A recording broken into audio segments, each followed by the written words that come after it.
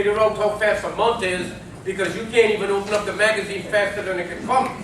That's how fast a month is, right? So when we talk about 72 hours, you got to make sure, look how fast a month is. So we're going to have Mahali will talk about time management, okay? Am I right? Okay, just want to make sure, right? So this type of stuff is very important that you get it. Plus, it's nice to read what's going on, how wealthy people are thinking, yes or no? Yes. You can't learn how to be wealthy from somebody that's broke, right? You got to make sure that you're learning, getting things that's why a long time ago I learned you got to believe in the pile theory. I don't waste my time with people that don't have money because I can't learn anything from them. But I'm not saying I don't know broke people and I don't have friends that don't have a lot of money. That's not what I'm saying. I'm saying that the people will consume your time that don't want to get themselves better. You need not to be around those people. You got to be around people that want to get better all the time. You want to say something? No, my mother used to tell me all the time. Tell me who you hang out with, and I'll tell you who you are. There you go, right? So anyway, I want to talk, we talk about making $1 million a month, right? We talk a lot about that. Who ever heard that? Anybody ever heard that? Let me know the truth. Have you ever heard that? You can't raise your hand? Right? You never heard we're making $1 million a month in this business? You don't hear that too many places, right? You like go around anywhere you go, you hear people talking about making $1 million a month. Does that really happen? I don't even care if you're working in a real estate office that closed 99 dealers a month. They don't go along talking about some guy's going to make $1 million a month, right? But I want to show you what's in this magazine this month, and it's our competitor, World Financial Group. Anybody ever heard of that company? Yeah. World Financial Group. Well, this month in the magazine, they feature all the people that make over $1 million a year in their business. How much? $1 million a year.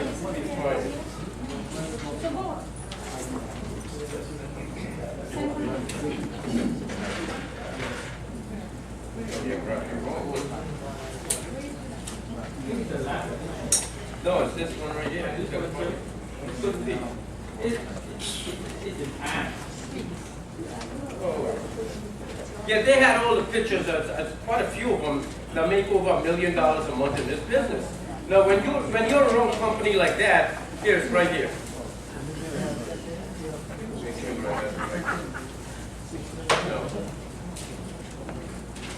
This one here talks about, this is the kind of stuff you see in this magazine anyway, right? This talks about the $1 trillion decade.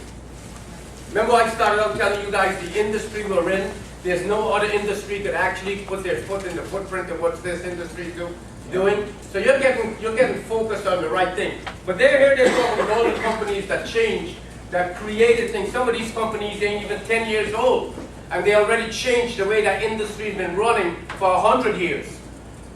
And I don't know, I can't find what I'm looking for, but maybe I grabbed the wrong magazine. In World Financial Group, they show you all the people that make $1 million a year. And a fallout with all their pictures, right? My point is to you that we're talking about making $1 million a month. Now that's never been done in this industry. A lot of things we're doing as a company has never been done in the industry. I'll give you an example, like property and casualty. The way we're doing it right now, it's never been done. It's been done with mortgages, it's been done with insurance, it's been done with health insurance, but it's never been done with property and casualty. So I would suspect there might be some challenges along the way, getting all that thing up and running smooth, right? Would you all agree? Yeah. They make a light bulb today a lot better than 1929, don't they? Right? So you're talking 80 years later, now you got this light bulb that they tell you, I don't know, don't go wrong, but for some reason it always does. So, to get back what we're talking about here is with the industry and everything combined together now, where we are, let's just make sure that we're going to really use and take advantage of being at the right place at the right time. Because this is what it's about, being at the right place at the right time, right? The next person I want to bring up is Fuji, and you all heard from Fuji earlier, but I want to take advantage of these guys before they leave. And you guys hear from me all the time, but when you get people like that visiting you and taking their time away from their family and their business that they could be doing, you got to appreciate these guys when they come around. Okay, so I want to let both of you guys know how much I appreciate you, and I love both of you guys. Yuri, thanks for helping me out to love. I love both of these guys. Love you too, man. And you know, we got to make sure that the way we repay people when they do things like this for your business is when you leave here, what you going to go do next? Are you going to use the information or go study more? Right? If you study more, it doesn't really help you, because when you learn, you got to go to practicality. And both of these guys been in the field. I know Fuji's reading at the top of the charts right now in personal business in the company. So you're hearing from the #1 producing guy in the company on how you do an FNA, or what do you do, what do you say, how do you make it work, how do you look at it. All right, so I'm not going to take no more of his thunder, but I want you to know, Fuji, we appreciate you guys coming down. Give him a big hand.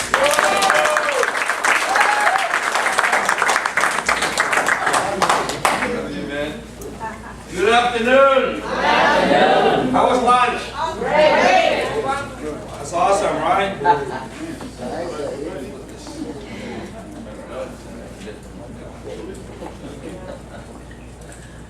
You know, I don't get a chance a whole lot to see all of you, especially in one place like this, but I just wanted you to know I love you all.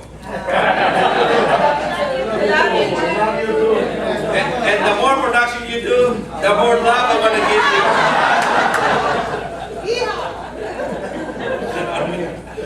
Isn't it nice?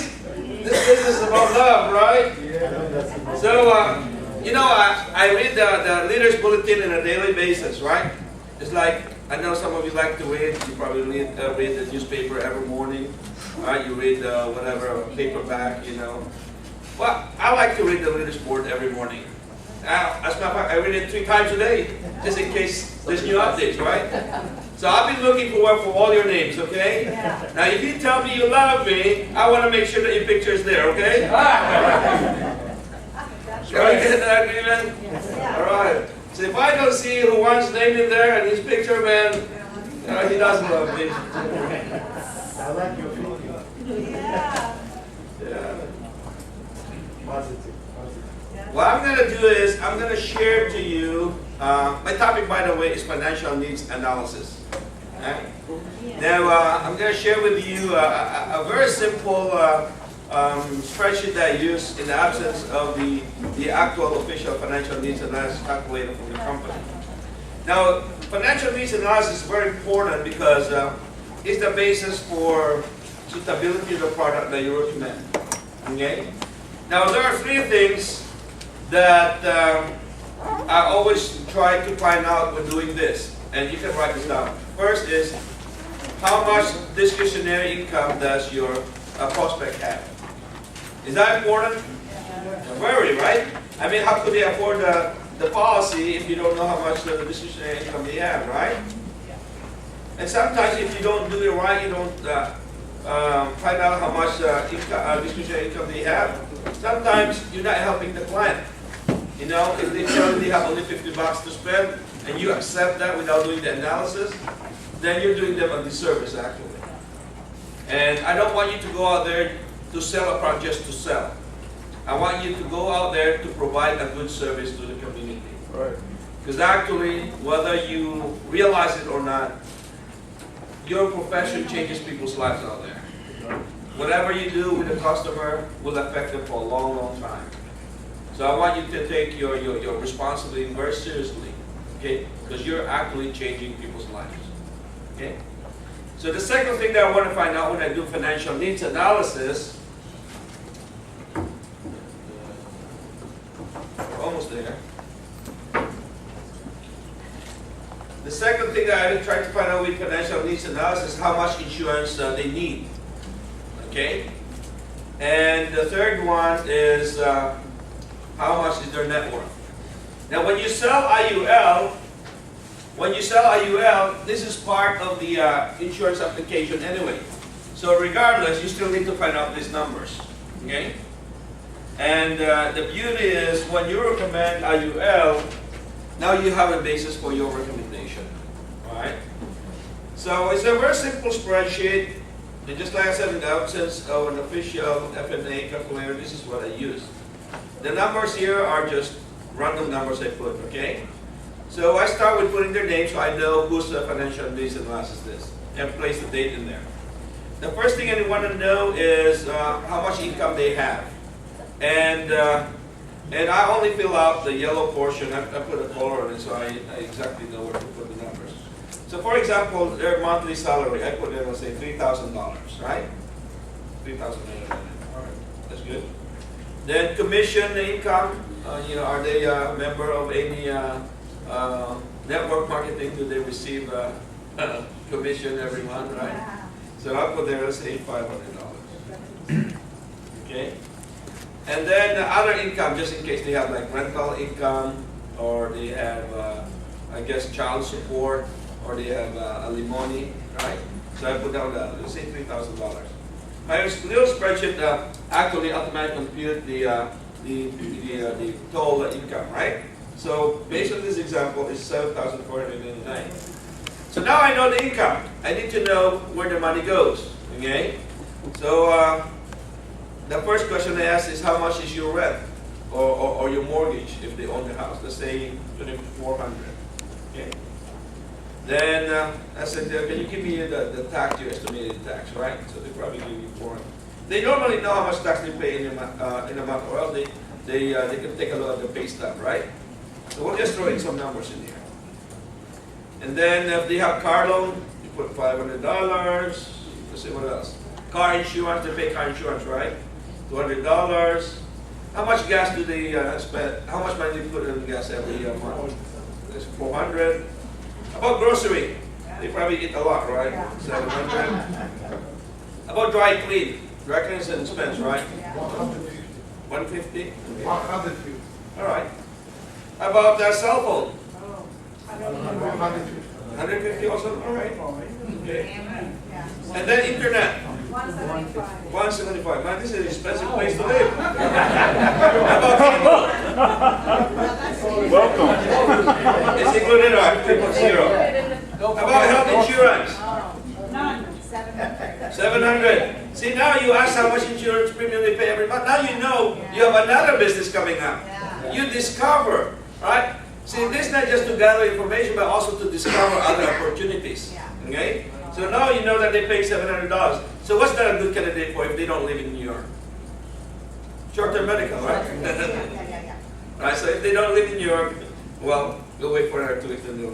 Okay. How about life insurance? They have life insurance, right? How much? They say they put $300, right?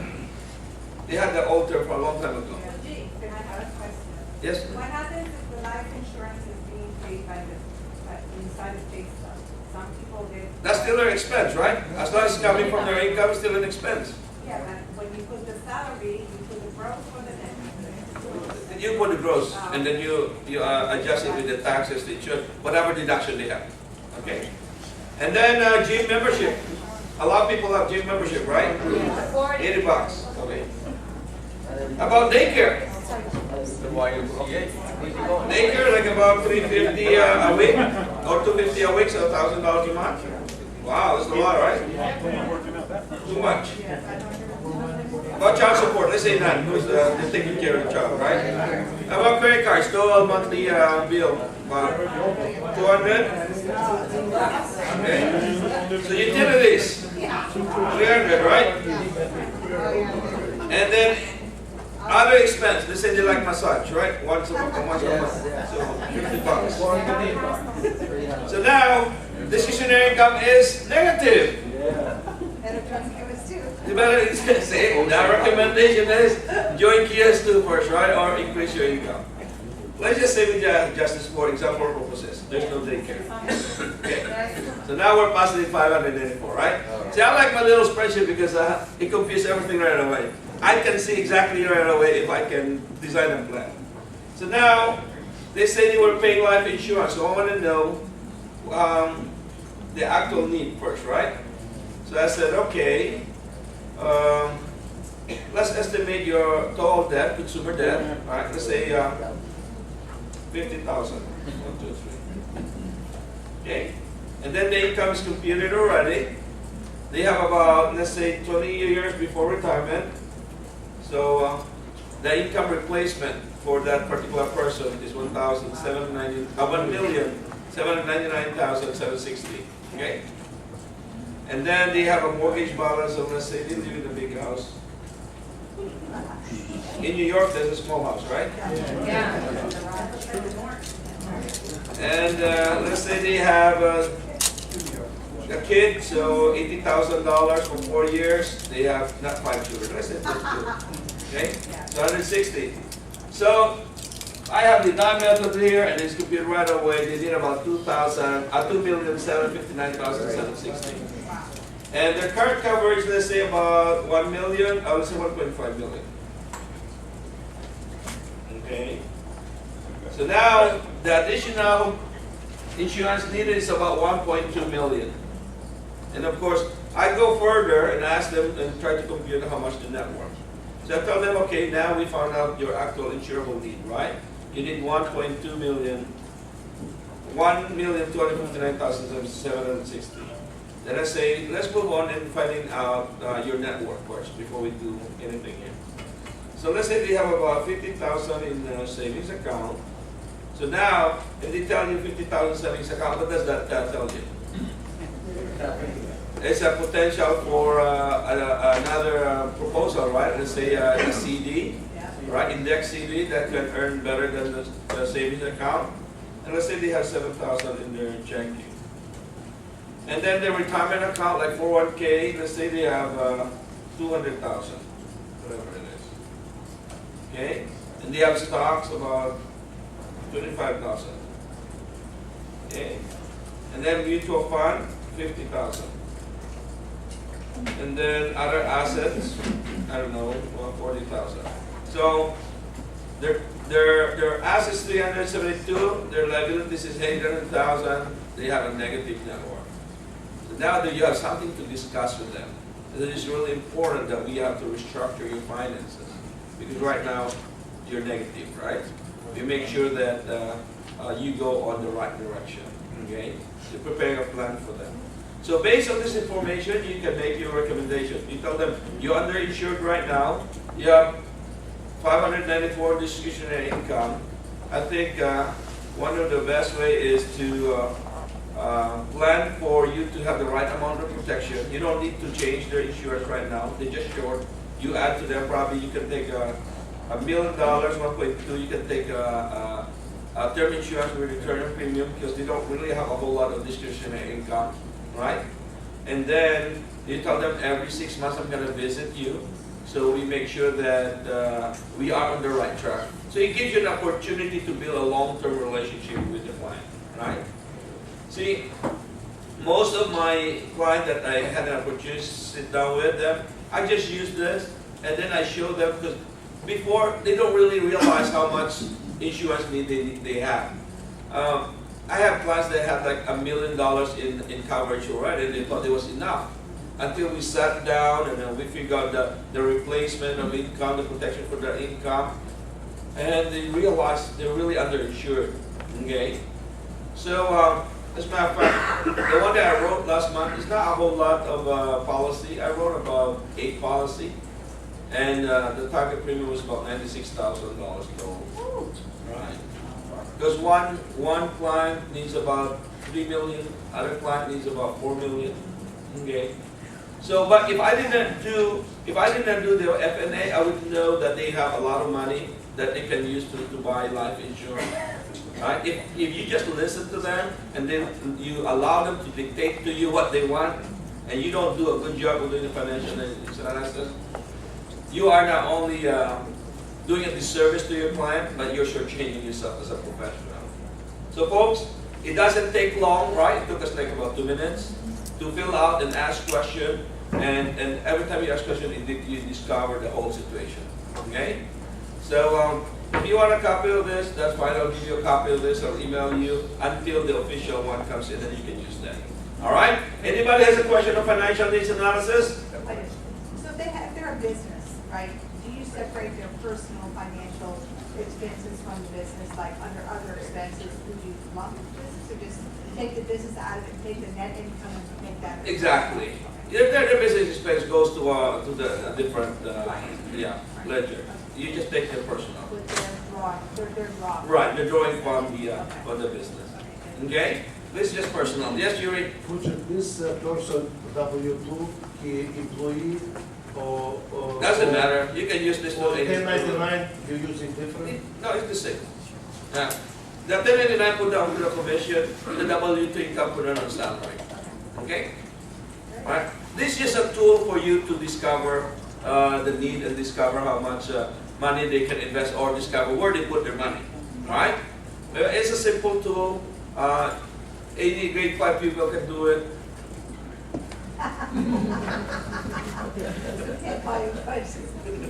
Are you smarter than a grade 5 people, right? Alright, any more question? Yes, ma'am. I see that the discretionary income is 594. Is that the amount I will offer it to make the insurance for? Sure, you can if you want to match that. Yeah, but he won't have. Because everything's covered already. Yeah, but where is the lien? If he has a car, he's paying the mortgage on a car. So- Yeah, there's a car loan there. Can you add columns to that if turns out they have a? Sure, you can add, yeah. Add a line with total? All right. Just like I said, this is just a tool, all right, that you can use to help you determine your recommendation. Okay. How about this side? Any question? All right. In the middle. Yes, ma'am. So, the person money only 594. So how much you can buy from the insurance? Then that's when you go to your illustration and you do what the Dewey showed you earlier. You take 500 and put that on the computer, run it. If you can get another $1 million or whatever you have, depending on what you want to recommend. Yes, ma'am. So this is the sheet that we use now? Is that? Well, this is the temporary until the official one comes out. And then last night, remember, Mr. Dan Ahmad, our CEO, said the official FNA comes out. Next week. Yeah. Any more question? None? All right. Well, thank you for your time, and I'll bring back Rocky. Very good tools, very good tools. One of the things you want to just pay attention what he was talking about there, when you go do an FNA, what I normally do is show people my FNA. Oh, Okay? I show people my FNA. So I would have my own FNA. I would show them a little bit about the company, soften them up. Even though Dewey took me over there, I sit down with the guy and he's just going to introduce me to the people. Okay, I'll tell them why we're here. Hopefully he tell them exactly why we're here. Now we go there and they think we're coming for a fundraiser. You know? You got to be upfront with people. Why am I coming into your house? This is not a trick appointment, right?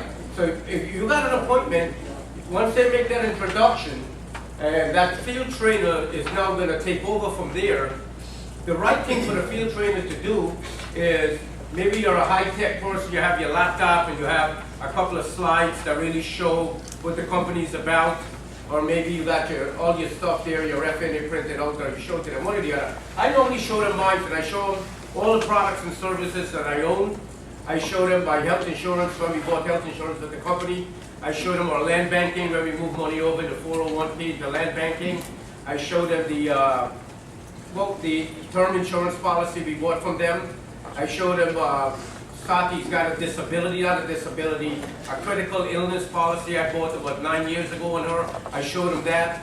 I showed them all my mutual fund accounts that I have. Not all of them, but just the idea of getting them here. If you have CDs, you'll show them, here's my CD certificate. So you show them all this type of stuff, because for you to just walk into somebody's house, unless it's a business owner, somebody set up, the appointment is a little different then. But if somebody's going to take you on a field training, chances are it's going to be at somebody's house, which is really the best place.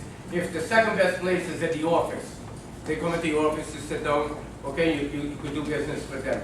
But you get that FNA, you show them the FNA, you soften them up a little bit, and then you have your laptop open, you basically going to say, well, let me gather some data from you, right? Because now you got to get this transition, right? And this might sound like easy to some people, but to some people it's the most difficult thing, right? It's like making a phone call to make an appointment, very difficult to some people, right, Evelyn? Very, very difficult. So what you got to do is learn how to make that transition. So the transition goes from, well, let's gather some data and see where you stand, right? And then you would go in and ask all those questions. I like to ask those type of questions because I bring the people to reality. And the reality is, I tell them, listen, when you go to the doctor, they ask you a lot of questions, yes or no? Right? And you don't want no doctor, you go tell me, doc, I got a headache, and then the guy start looking in your ears. Right?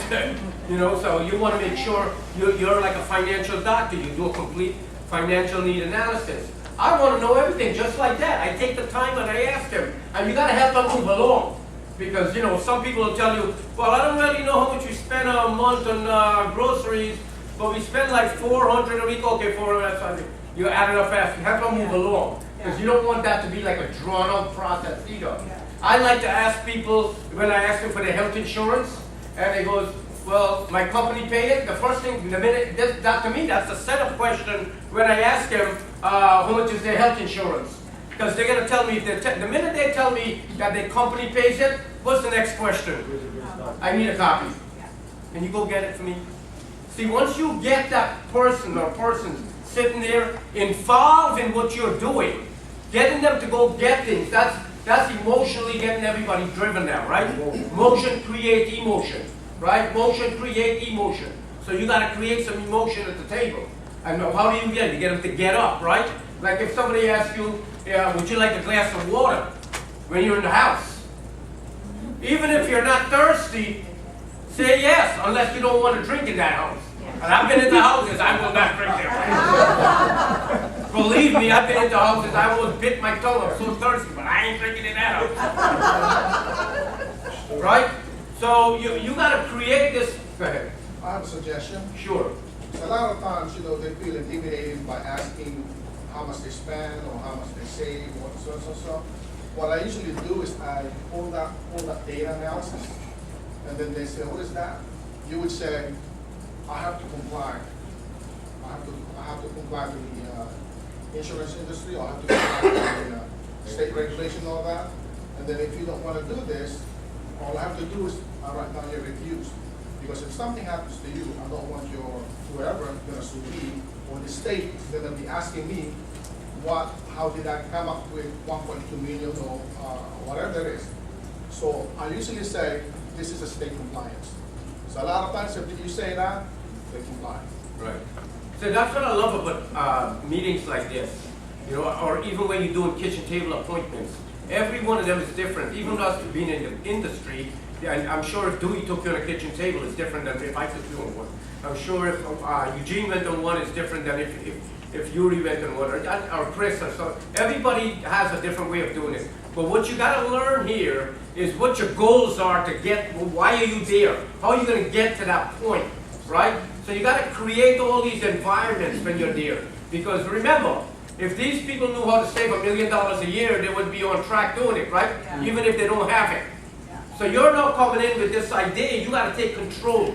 And the way you got to take control is you want to make sure that you can get the best honest answers from them. If you can get honest answers from people, you're not really helping them either, right? So us as financial professionals, we got to make sure that we know how to do that. We know how to communicate with these people, right? That's what the real world, the whole thing is. When you go into the home, it doesn't matter if this person makes $30,000 a year or this guy makes $150,000 a month. When you sit down with them, you have to have the ability to communicate with them at every level. So with that being said, your presentation will be different a lot of times when you go into homes, yeah, right? But the goal is the same. The goal is the same. The path might be different, but the goal is the same. So don't be afraid to ask people information. Okay, remember, if you start to ask people information and they refuse to give you the information, you're really wasting your time with that person. Yeah.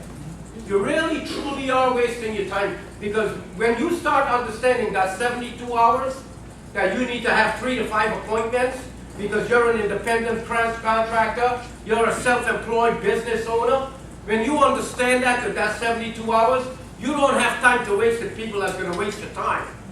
The FNA helps you with that very clearly. So anybody that will not cooperate, what you basically got to do is start packing up. I'm sorry, Tammy, I really can't help you without this information.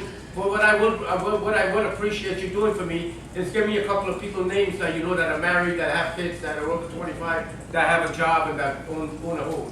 Can you give me a couple of name and numbers? And I would try to like just leave there. I don't want to waste my time. Right? And then normally when you meet people like that, guess who they know? People like that. That's the same way. Right? So, you know, but at least, you know, your job is to get into the habit of asking for referrals before you walk out of the house. You got to get into that habit. If you walk out of the house after you do a presentation, after you write business, and the minute you let that door hit you in the butt and you walked out of there, and you didn't get referrals, give yourself a slap. Quick question, Rocky. Give us an example of what you would say to somebody in a referral. There's a couple of ways to get referrals from people. If you finish doing business with someone, you basically would say, listen, Erlen, I know you and Jane over here appreciate all the things that I just saved you money on. We saved you over $1,500 tonight. You had $250,000 worth of life insurance. Now you got $1.2 million on each one of you. We save you $300 on your health insurance, and we save you $800 in your auto and your home. Well, for my appreciation, me saving you and setting you up to be financially independent, I would appreciate if you give me a couple of people that you know that own a home, that are married, that have a job, that are over 25, and that have kids. Could you give me a couple of people like that you think would want to do something or set themselves up over the top like yourself? And I would shut up. And if you go to the telephone to get me the names, I don't want it. I'm going to stop him right there. I'm going to tell him, listen, I want the people that you talked to in the last 42 to 72 hours. What's their names? I don't want him to go to his phone. I want their names. Because you know who you talked to in the last 24, 48, 72 hours, right or wrong? Yes? Yes. And who are the people that you talk to every day like that? People that are close to you, right? Yeah. I don't want he give me some number, you haven't talked to the guy 10 years and I don't even remember him. Right? So now I get the names, and I would tell him, we normally get between 7 and 10 names from each family we help. Right? So I would just stay quiet after that, and he'd start saying, yeah, well, my friend Yuri, he might be interested in that. Yeah, my friend Nicole, he might be interested in that. This guy Jackson, Bristol, Brooklyn, he might be interested in that. This guy Chris, he'd be interested in that. Marion, oh yeah, I remember this girl Marion. Yeah. And I start going down, and I'm not interrupting it. Your job is, when he's talking, is to write the name down. Write the name down. You're like a puppy. Write the name down. You gotta write the name down. And the minute he stops, if you stop at Joe, he'd say, how many Joes do you know? The minute he stops at Joe or John or whatever you stop at, you got, well, how many of those do you know? And then, oh, right, you start writing again, right? Because if you're taking referrals from people and you take one name and they go get the number, they're only going to do that 2 or 3 times. They're only going to get it 2 or 3 times before they figure out, this guy, why don't you just leave? Right? So you get all the names, and then, after they get the names, you let them go on the telephone or wherever it is, and start spilling the numbers out. They start spilling the numbers. So you walk away, imagine, every time you go on a kitchen table appointment, whether you do business or you don't do business, you need to do what? You need to ask for referrals, and if you don't ask for them, guess what? You're never going to get any. Do you understand one referral, one single referral, listen to me, one referral could change your income for the rest of your life? Yes. One referral. How many times you guys heard me say that when you bring people into this business, look at them like they're worth $1 million to you, Superman. Everyone is worth $1 million to you when you look at those people. Right? Don't look at them, oh, this guy's a pain in the ass, oh, this guy's this, oh, this guy's that. You know, when you're talking like that, it simply means you're very poor in communication. You're very poor in communication. We got to get better. Remember, we started out saying that this business has a little elegance to it. It's had a little different level of sophistication, right? That don't mean you walk in the door and you have it. That means you got to learn it. Because if you want to make the kind of money, you can't be the same kind of person. Right? So with that being said, I'm going to bring Mahadio up now. We're going to talk real quick, and then we're going to bring Dan up right after that. You have a question? Last question. So what if your own FNA doesn't look a lot, you're doing business, right? You don't have a lot of, you have some internal consumption, but not of what would be ideal. or your people downline do, right? How do you do that transition if you don't have your FNA top shape to show them? Well, here's a great example, a great training what could happen right here. Somebody new walked into the business, Chris Prasad walked into the business, right? He hasn't done your FNA yet, right? He hasn't done it. Okay. Well, no, hold on a second. Okay. So now here's the process. When you bring somebody into the business, within 72 hours you should get an FNA done on that person. Which he has done. Okay, great. Right, within 72 hours. When I say an FNA, I didn't say they bought something or they're going to buy something or any of that. Because the first step is to get the FNA done. Once you get the FNA done, then we're going to fund the FNA.